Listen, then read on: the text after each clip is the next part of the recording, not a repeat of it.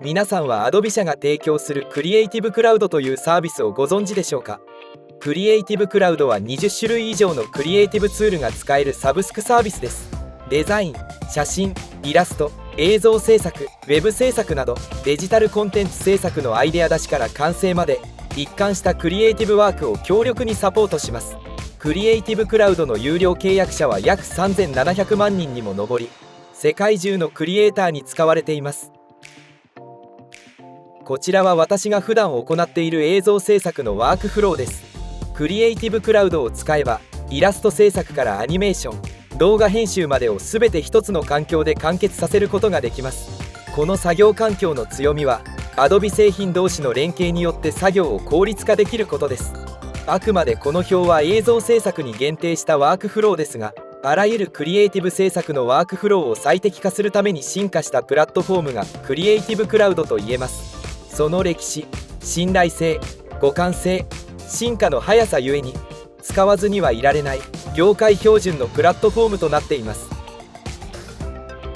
こちらがクリエイティブクラウドのサブスクの料金です。Adobe税という言葉もありますが、これはクリエイティブクラウドが我々にとって逃れられないサービスになっていることへの皮肉を込めた表現です。その他のプランやサービス内容の詳細については概要欄から Adobe の公式ページでチェックしてください。まずはクリエイティブクラウドの環境を試してみることをお勧めします。今回の動画ではこれらのツールの中で After Effects に焦点を当てていきます。私が最も使うツールであり、映像制作のクオリティに関わるキーとなるツールだからです。今回は After Effects とは何か、どんなことができるツールなのか、After Effects の魅力を分かりやすく解説していきます。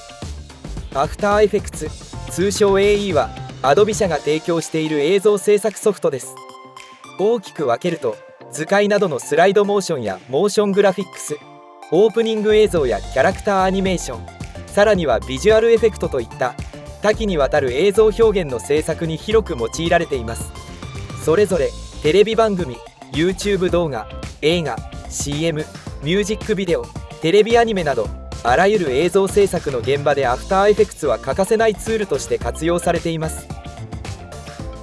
Adobe の映像制作ソフトというと、プレミアプロをまず思い浮かべる人が多いかもしれません。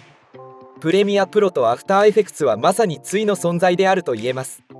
よく比較される2つのツールですが、役割は全然違います。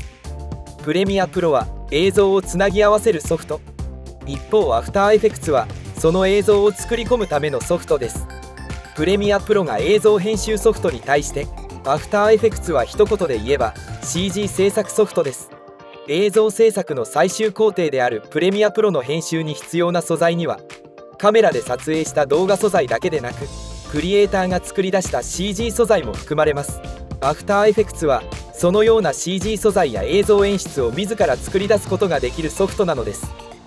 決してプレミアプロの代わりとして After Effects をおすすめしているわけではありません。プレミアプロが多くの人が映像制作を始めるための入り口であるのに対し、After Effects は映像表現の可能性を追求するための奥深い研究室のような存在です。最近では誰でも動画編集を行う時代になり、動画編集は特別なスキルではなくなりました。プレミアプロで動画編集を学んだ次は After Effects で CG 制作を学ぶのが自然な流れです。After Effects はあなたの動画を次のレベルに進めるための必修科目と言えるでしょう。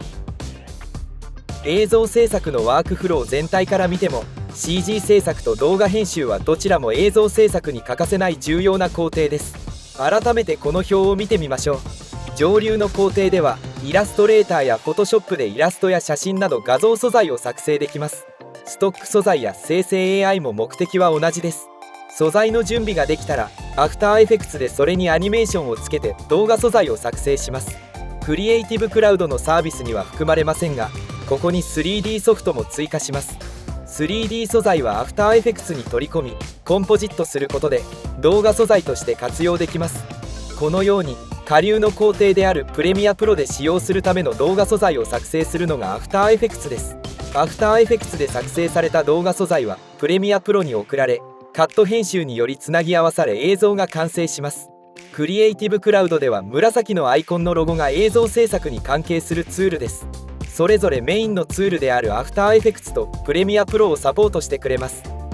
例えばオーディションはオーディオ編集の専用ツールです。プレミアプロとシームレスに連携して映像のオーディオの調整作業を任せることができます。そして出来上がった映像はメディアエンコーダーで動画データとして書き出すことができます。これが映像制作のワークフローです。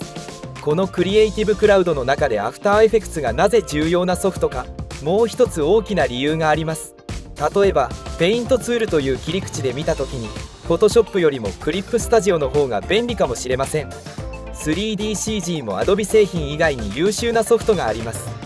動画編集ソフトもそうです。Final Cut Pro、DaVinci Resolve などプレミアプロ以外に選択肢がたくさんあります。ではアフターエフェクツはどうでしょうか。モーショングラフィックスという切り口で見た時に代わりになるソフトはありません。クリエイティブクラウドを使用する理由がこのアフターエフェクツというツールに詰まっているのです。ここまでの内容でアフターエフェクツが映像制作全体から見てどんな役割を担っているソフトなのか理解していただけたと思います。それではここからは AE の CG 制作について深掘りしていきます。まずはアフターエフェクツのアニメーションについて必要な知識を簡潔に解説していきます。アフターエフェクツでは主にキーフレームを使ってアニメーションをつけていきます。キーフレームは基本項目であるトランスフォームをはじめとして多くのパラメータで使用できます。このストップウォッチマークがついているパラメータはキーフレームを使用してアニメーションをつけられます。 AE のレイヤーを開いてみると必ずあるのがこのトランスフォームです。トランスフォームではレイヤーの位置、スケール、回転、不透明度をアニメーションできます。今再生している映像は各パラメータをアニメーションさせた映像です。この4つのパラメータだけでも組み合わせることで複雑なアニメーションが作成できます。さらに AE では様々なエフェクトをかけることにより複雑な表現が可能となります。そのエフェクトのパラメータも多くはストップウォッチマークがついていてアニメーションが可能です。トランスフォームとエフェクトを組み合わせることでさらに複雑で独創的なアニメーションが作れるわけです。ここに 1920×1080 のフル HD のコンポジションを作ってイラストのバスを用意しました。アフターエフェクツの座標は左上を原点として X 座標は右に行くほど数字が増え Y 座標は下に行くほど数字が増えます。フル HD のこのコンポジションの中心の座標は X が960、Y が540です。ではキーフレームを打ってアニメーションさせてみましょう。アニメーションするには最低2つ以上のキーフレームを設定する必要があります。例えばタイムラインの0フレームに X が200、Y が550と入力してみましょう。そして1のストップウォッチマークをクリックして3秒後に X 座標をスライドして1000と入力してみましょう。するとダイヤのマーカーが打たれました。再生してみましょう。今値を記録した2つのキーフレームの間は保管されます。2点以上の値を入力することで間を保管してアニメーションが作成できます。ちょっとアニメーションが遅いので3秒のところのキーフレームを動かして1秒のアニメーションにしましょう。再生します。このダイヤのマーカーのことをキーフレームと言います。キーフレームは保管方法によって形を変えます。このダイヤのキーフレームはリニアの保管法を表しています。リニアは値の変化が直線的で一定のスピードでアニメーションします。キーフレームの保管だけで複雑なアニメーションが再現できるのかと疑問を持たれたかもしれませんが AE にはこのようにグラフを使ってアニメーションを制御する機能もあります。このグラフエディターによって細かいアニメーションの緩急を制御できます。さらに AE ではモーションパスを表示してアニメーションの軌跡を制御できます。先ほど説明したキーフレーム間の保管を時間保管法と呼びます。それに対しモーションパスは空間保管法です。このように空間保管法がリニアの場合、モーションパスは直線になり直線的なアニメーションになります。キーフレームを選択して空間保管法をベジェに変更してみましょう。するとモーションパスが曲線になりこのモーションパスは自由に編集することができます。このようにパスのハンドルを操作するだけでアニメーションを制御できます。続いて画像やイラストではなくテキストレイヤーを動かしてみましょう。レイヤーの中でも AE のテキストレイヤーにはテキストアニメーターという機能が使えます。テキストレイヤーもトランスフォームでアニメーションさせると、このようにレイヤー全体が塊としてアニメーションします。そこで便利なのがテキストアニメーターで、テキストレイヤーを文字単位でアニメーションさせることができる機能です。テキストアニメーターを使用すれば、このように複雑なアニメーションを制御できます。テキストアニメーターを使用しないでこれをやろうとすると、レイヤーを1文字ずつバラバラにする必要があります。この機能を使いこなせるようになれば、効率的にテキストアニメーションを作成することができます。 AE にはキーフレームの他にエクスプレッションという仕組みを使ってアニメーションを作成する方法があります。エクスプレッションとはパラメーターの値を JavaScript ベースのコードを使って制御する機能です。使い方は簡単です。ストップウォッチがあるパラメーターで Alt を押しながらクリック。このフィールドにコードを入力します。タイム ×180 と入力します。このコードは1秒間に180ずつ数値が増えていく計算式です。今回は角度にエクスプレッションを入力しました。なので1秒間に180度、つまり2秒で1回転という速度で回転し続けるアニメーションを作成できました。エクスプレッションはこのような規則的な動きや数学的な制御で特に威力を発揮します。例えばトランスフォームのスケールに0フレームで 0%、2秒後に 100% のキーフレームを打ちます。2秒でロゴが大きくなるアニメーションを作成しました。不透明度のパラメーターに Alt を押しながらクリックします。このピックウィップでスケールに引っ張ります。ピックウィップを使えば簡単に引っ張ったパラメーターの値を入力することができます。これでスケールの値と不透明度の値が同期するようになります。スケールが 0% から 100% になるにつれ、不透明度も同じように 0% から 100% になります。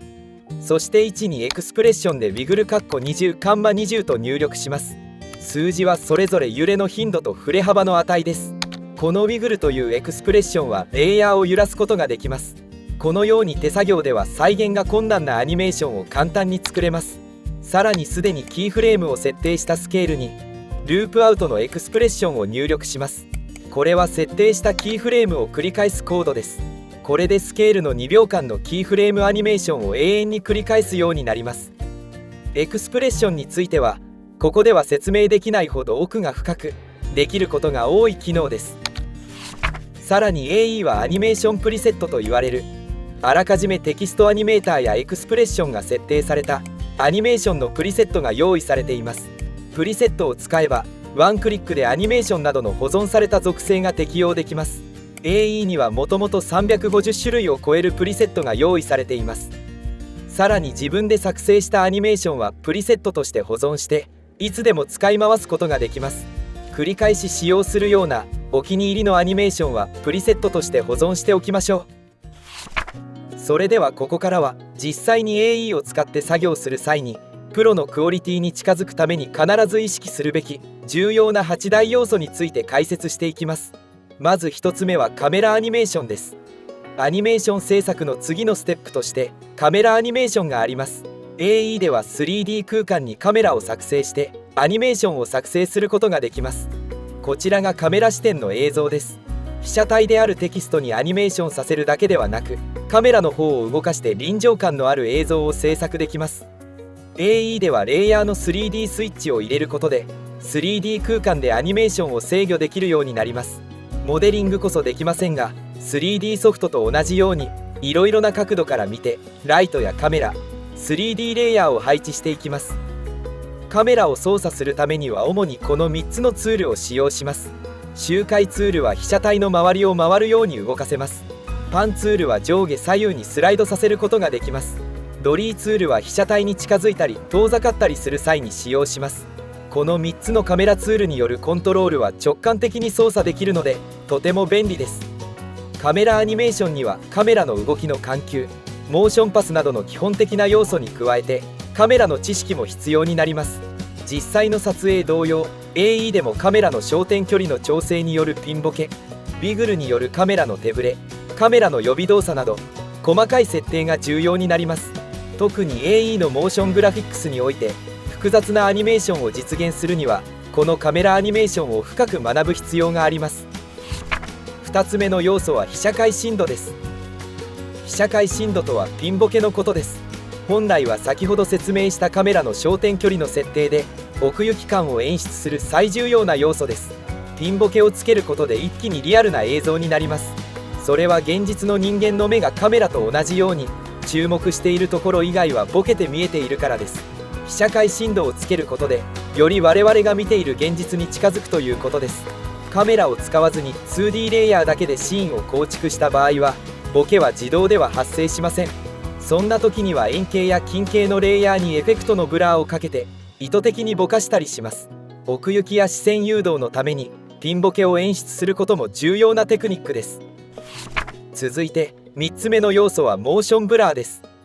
AE ではレイヤーごとにモーションブラーの設定ができます。モーションブラーをオンにすると物が動いた時に生じるブレを再現できます。モーションブラーがないと人はアニメーションに違和感を感じます。この違和感の正体は人間の目の仕組みにあります。カメラがシャッタースピードによって物体がブレて記録される現象と似ています。現実の世界で動きの速い物体を見た時、私たちの目や脳は残像としてその動きを捉えています。なのでよりリアルに見せたい場合にはモーションブラーをオンにするといいでしょう。逆にデフォルメされた表現やアニメっぽく見せたい場合にはモーションブラーをオフにするのも表現の一つです。どちらにしてもモーションブラーのありなしに関しては意識する必要があります。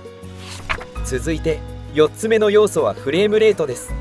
フレームレートは1秒間のフレームの数です。単位は FPS、フレームパーセカンドの略です。 FPS の数字が大きいほど滑らかに動き、小さいとカクついて見えます。 FPS を変えて比較してみましょう。 FPS の数字が大きくなると動きが滑らかになっているのが分かります。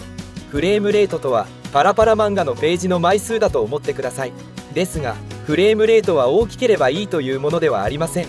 ここでいうフレームレートとは映像に質感を与えるためのテクニックです。フレームレートを意図的に操作することでノスタルジックな雰囲気や緊張感、情報量を演出することができます。 AE ではポスタリゼーション時間というエフェクトで簡単にフレームレートを下げることができます。特にセルアニメっぽい表現やノイズの表現ではフレームレートを下げることで雰囲気が出ます。映像を制作する上で必ずしも綺麗でスムーズな映像が正義ではないということです。続いて5つ目の要素はグローです。グローとは発光のことです。 AE ではグロー効果がいかに重要かはプラグイン市場を見れば分かります。主要な総合プラグインセットには必ずと言っていいほどグローエフェクトが搭載されています。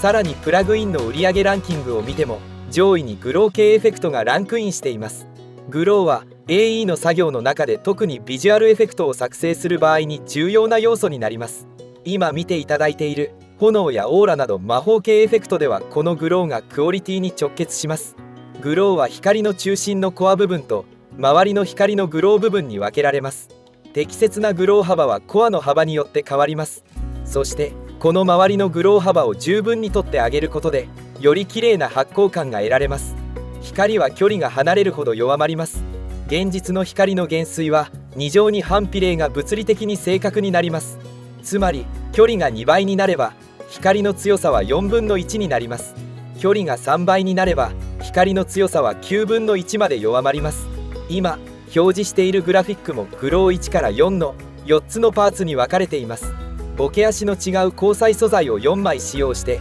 このような綺麗なグローが作られています。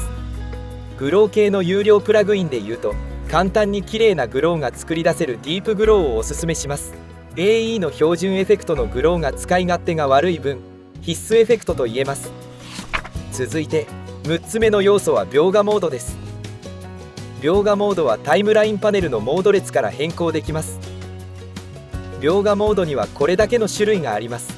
Photoshop などの他のソフトでも使われている機能です。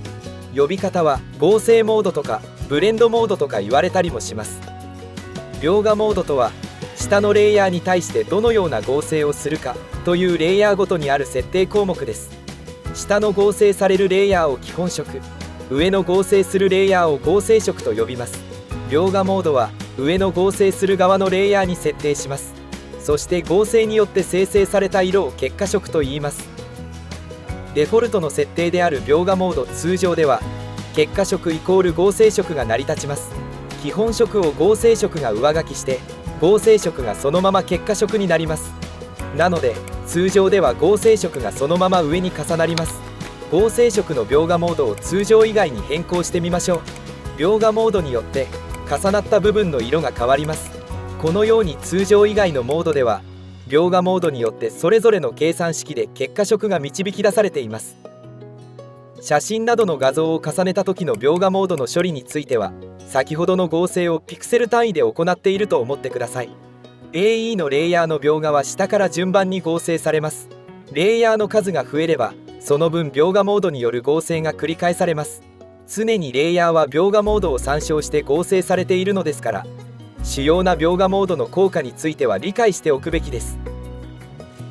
描画モードは手軽に複雑な表現ができるテクニックです。例えばテキストの描画モードを指定することで背景にあるレイヤーとの合成方法を変更できます。この場合テキストが合成色となりそれより下にあるレイヤーが基本色になります。テキストの描画モードを差に指定することでこのような面白い表現が可能になります。続いて7つ目の要素はキーイングです。キーイングとは画像や映像を合成する際に使用する手法の一つです。色や明暗の違いを利用して映像の一部分を取り除いたり切り出したりすることを言います。こちらの動画を見てください。キャラクターが竜に乗って空を飛んでいる映像ですが例えばこの動画の空だけを抽出したいと思います。結論から言うとこの動画からこのようなグレースケールのテクスチャを作成できればトラックマットのルミナンスキーを使って空だけを抽出できます。映像の一部を切り出すことができれば部分的に映像を差し替えて合成することができます。 AE ではこのように映像からターゲットを切り出す方法はいくつかあります。一般的にはグリーンバックなど特定の色を透明にするエフェクト、キーライトを使用する方法、アニメーションに合わせて自動でターゲットの輪郭を検出できる機能、 AE のロトブラシを使って被写体を切り出す方法、そして色相や明度などの特定の成分の差を利用してグレースケールのマットを作成してトラックマットで切り出す方法があります。例えばこちらのパンダの画像をマット素材として使用します。トラックマットとはマスクによく似た機能でマット素材のアルファチャンネルまたは輝度チャンネルを利用してレイヤーを切り抜く機能です。必要なマットさえ作成できればピックウィップを引っ張るだけで簡単に切り抜くことができます。切り出しの対象を撮影するときにグリーンバックなどの環境の良い状態で撮影できることは少なく、さらにアニメーションが激しくてロトブラシではうまく自動検出ができない場合は多々あります。それらに比べて色相や明度などの特定の成分の差を利用して映像を切り出して分離するという方法はとても重要なテクニックです。今回の場合サイドチャンネル、青チャンネル、赤チャンネルのグレースケールを使って空を切り出すためのマットを作成しました。特定の色の成分を使って時に白黒反転させたり描画モードを組み合わせて必要なマットを作成します。これで切り出した部分を別の映像に差し替えたり部分的にエフェクトをかけたりできます。続いて8つ目の要素はコンポジットです。コンポジットとは映像制作における最終的な合成作業のことを指します。複数の映像素材を合成してエフェクトなどを組み合わせ完成された映像に仕上げる工程です。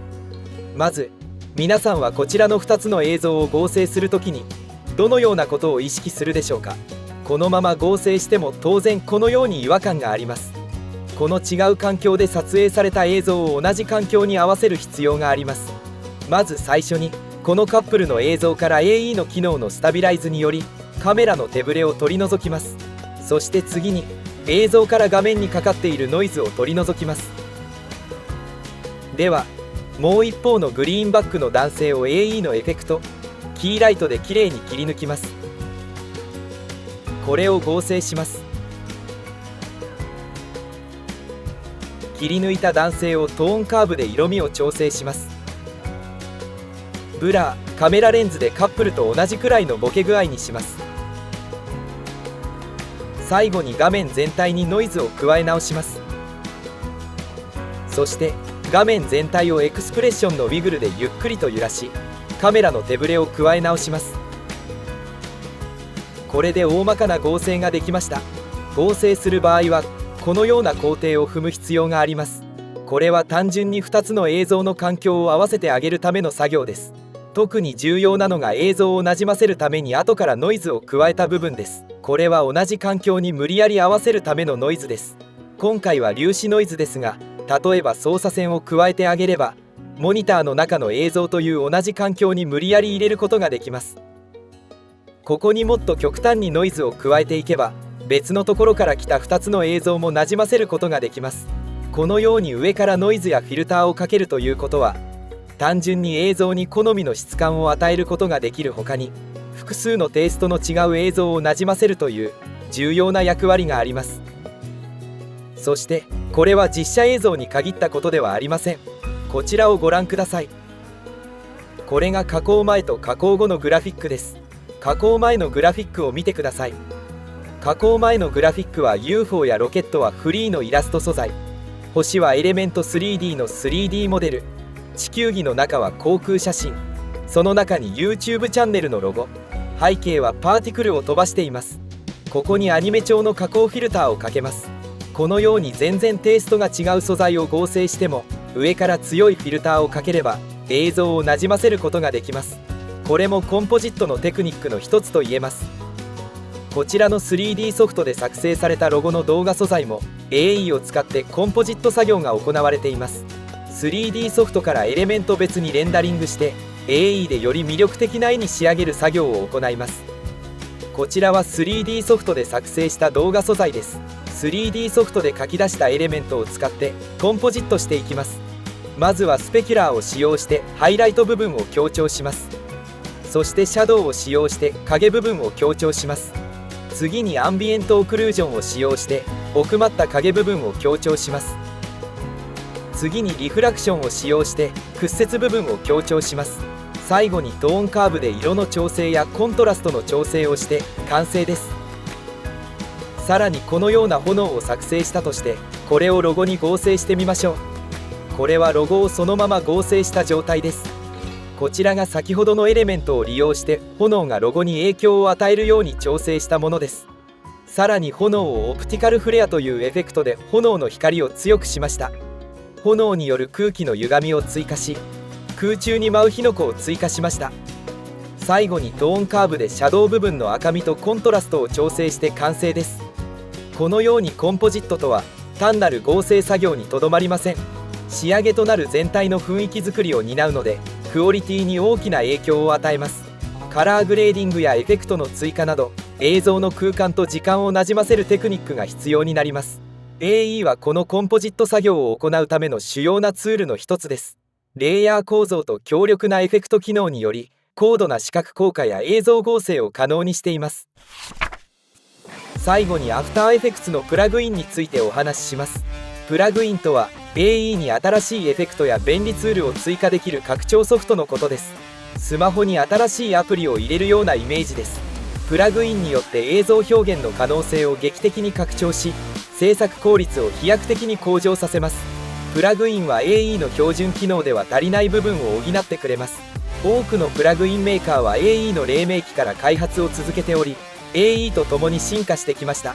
今では特定のプラグインが特定の表現における業界標準になっています。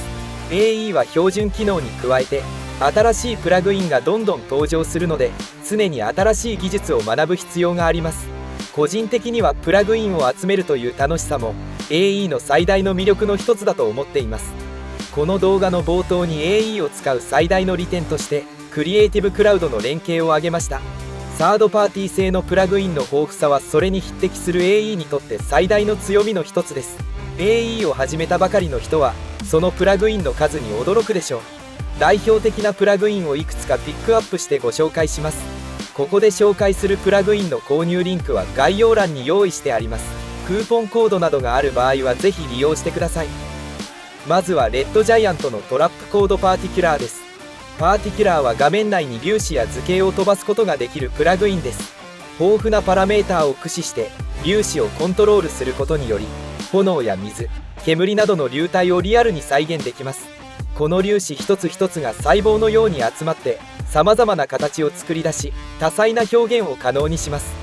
例えば皆さんが普段見ているゲームで使用されている魔法やエネルギーみたいなものはこのプラグインで作り出すことができます。さらにパーティクルとして飛ばせるのは粒子だけでなく、テキストだったり図形だったり画像だったりに置き換えることができます。 AE には CC パーティクルワールドというパーティクルエフェクトが標準で用意されています。しかし操作性や機能面で足りない部分が多いので、事実上このパーティキュラーが業界標準で使用されています。次に紹介するのはモーションデザインスクールのモーションツールズプロです。こちらは AE の作業効率を向上させるためのスクリプトパネルです。こちらがモーションツールズプロの全ツールです。 AE の作業で頻繁に使う機能をボタン一つで実行できるように設計されており、作業の時短に大きく貢献します。そんな細かい便利ツールが34種類詰まっています。このチャンネルでも全ツールの紹介をした動画は1時間を超える動画になりました。詳しくはそちらを見ていただくとして、この中で Easy キーフレームというツールを簡単に紹介します。 Easy キーフレームはキーフレームのイージングを直感的に調整できるツールです。このような円のアニメーションがあります。速度グラフを表示します。キーフレームを選択して一番上のスライダーで出ていく速度の影響を調整できます。その下のスライダーは入ってくる速度の影響を調整できます。数値を入力することもできます。上下の矢印で数値を微調整できます。一番下のスライダーは入ってくる速度と出ていく速度の両方を調整します。このように Easy キーフレームはアニメーションの緩急の値である影響を簡単に調整できる便利ツールです。このスクリプトではこのような便利ツールが34ツール集まっています。この手の時短系ツールとして最も有名なスクリプトですし、操作性もいいのでおすすめです。次に紹介するのはアニメーションコンポーザーと AE ジュースです。プリセット、素材系として2つまとめてご紹介します。これらのツールは先ほど紹介したモーションツールズプロと同じく作業効率を格段に上げるプラグインですが、そのアプローチが異なります。この2つのプラグインに共通しているのは、高品質なアニメーションや素材をワンクリックでプロジェクトで使えるのが最大の特徴です。簡単に言うと AE 初心者がプロが作成した完成されたアニメーションをすぐに利用できるプラグインです。どちらも AE 内の UI として立ち上がるので使い勝手がいいです。多くのプリセットは適用してパラメーターを編集した上でカスタマイズして使用することもできます。